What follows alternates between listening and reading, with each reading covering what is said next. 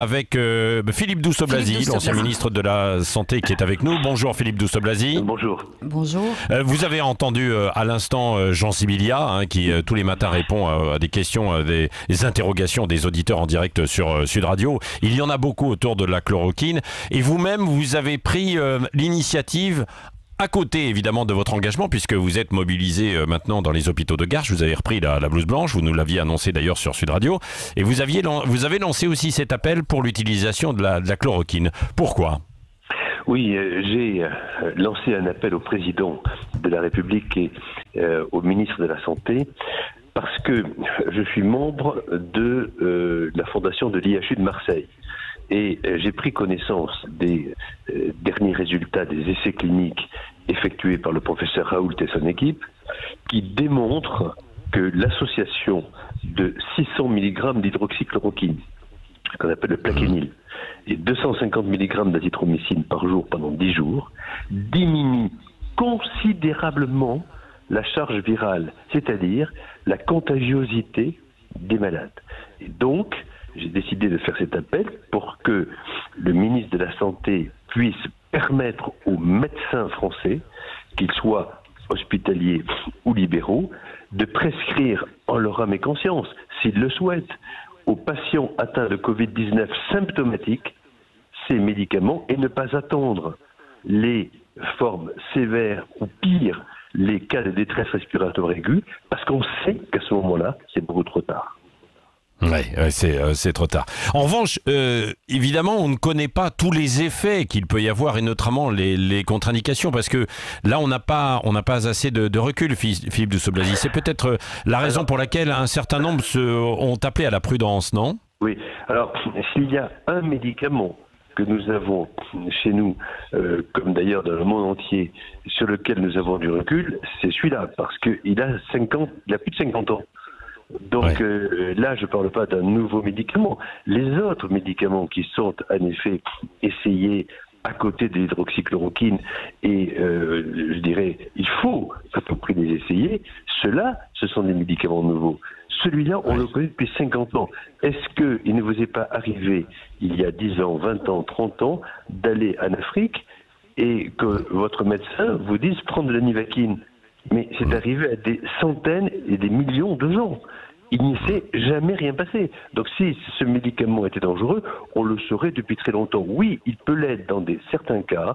Je suis cardiologue, donc ça peut donner ce qu'on appelle des torsades de pointe dans des patients âgés qui ont des problèmes cardiaques. Donc éventuellement, ce qu'on ne faisait pas avant, mais éventuellement, faisons un électrocardiogramme avant de donner l'hydroxychloroquine, peut-être, mais ne faisons pas croire à personne que l'hydroxychloroquine est un médicament dangereux, parce que personne ne peut vous croire. Oui, bon, et donc maintenant on va passer à ce stade où dans certains hôpitaux on va pouvoir le prescrire. Ça c'est plutôt une bonne chose. Alors, oui, allez-y, oui. Non, je remercie le ministre d'avoir accepté par décret hier et après notre demande au professeur Raoult et moi-même de le mettre dans les hôpitaux. La question, si vous voulez, c'est que ça diminue la charge virale. C'est ce que mon confrère vient de dire un instant. Ouais. Donc le fait que ça diminue la charge virale, ça veut dire que ça diminue la contagiosité. Et donc, si vous voulez, plus vite c'est mis, plus vite on donne ce médicament, plus il est efficace et moins les gens sont contagieux. Pourquoi donc attendre, c'est la question que je pose ce matin sur votre antenne, pourquoi attendre le moment où les gens sont à l'hôpital ? Parce que le 15 vous dit, vous avez un Covid, monsieur, etc. Est-ce que vous toussez ? Oui. Est-ce que vous avez la fièvre ? Oui. Est-ce que vous êtes en train d'étouffer ? Oui, je commence. Alors, venez à l'hôpital. Bon. Donc, c'est à ce stade-là qu'on va le donner. Je pense qu'il vaut mieux le donner au stade avant. C'est la raison pour laquelle je ne comprends pas pourquoi les médecins libéraux n'ont pas le droit de donner l'hydroxychloroquine. Oui. Ce que l'on dit aussi, c'est que dans les cas moins graves, on l'a vu avec certains, ça se passe au fil du temps, c'est-à-dire que ça ne va pas non plus devenir trop dangereux, heureusement dans plus de 90% des cas, et que finalement ça va se guérir avec ou sans chloroquine, Philippe Douste-Blazy? Ah non, mais là, vous avez tout à fait raison. C'est-à-dire que c'est une maladie, en fait, il y a 85-90% des cas où la forme est totalement bénigne.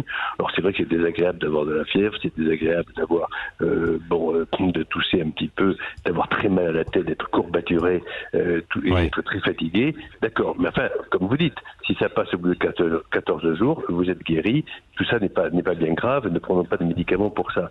Le problème, c'est que dans certains cas, ces malades s'aggravent. Et c'est cela, moi, qui m'intéresse. Parce que c'est cela qu'on voit aujourd'hui à l'hôpital. Et aujourd'hui, je tiens à vous dire qu'en Seine-Saint-Denis, il n'y a plus un seul lit, vous m'écoutez, il n'y a plus un seul lit de réanimation respiratoire. Pourquoi? Parce que ces gens se sont aggravés. Si on pouvait éviter que ces gens s'aggravent, eh bien, on changerait complètement le profil de cette maladie. Donc, je ne parle pas, moi, des formes bénignes. Elles s'en sortiront toutes seules, avec ou sans hydroxychloroquine, vous avez raison. Mais moi, je ne veux pas qu'elles s'aggravent. C'est tout. Un dernier mot, Philippe Douste-Blazy. Est-ce qu'il faudrait appliquer les tests de dépistage d'une façon massive en France? Oui, mais c'est-à-dire que quand on voit la Corée du Sud, on voit qu'ils ont dépisté massivement, ils ont beaucoup moins de gens contaminés. Pourquoi? Parce que les gens contaminés, ils les ont mis de côté, ils n'ont pas touché les autres. Bon, et donc ils ont beaucoup moins de morts. Maintenant, la question c'est, on ne va pas revenir sur ce qui s'est passé. Moi, je ne polémique pas. Il y a des choses qui ont été très bien faites. Bon. Maintenant, la question c'est, à la fin du confinement, oui, il faut dépister tout le monde à la fin du confinement, parce que s'il y a encore des gens qui sont contaminés à la fin du confinement, on va avoir un phénomène de rebond et l'épidémie va repartir. Donc oui, il faudra dépister tout le monde. De façon massive. Sur la contagion, alors puisque vous êtes en première ligne, elle est de combien? Il y a beaucoup de gens qui s'interrogent. 14 jours, 20 jours ou pas, la durée? Alors ça, c'est quelque chose qu'on connaît très très peu. Ce qu'on sait, et c'est ce qui est le plus terrible, c'est qu'en réalité, c'est une maladie virale qui est contagieuse dès l'instant où vous avez le virus sur vous, avant même que vous ayez les signes. Et c'est pour ça qu'on peut croiser quelqu'un aujourd'hui qui va très très bien, qui a le virus, qui va commencer à tousser ou avoir la fièvre dans 5 jours, mais qui n'a rien. Et donc, vous parlez avec lui, et même dans votre famille, au sein d'un confinement, et vous ne vous en rendez pas compte. Donc, la contagiosité est là. Ensuite, la contagiosité, on estime qu'au bout de 15 à 20 jours, c'est terminé. Oui, c'est terminé.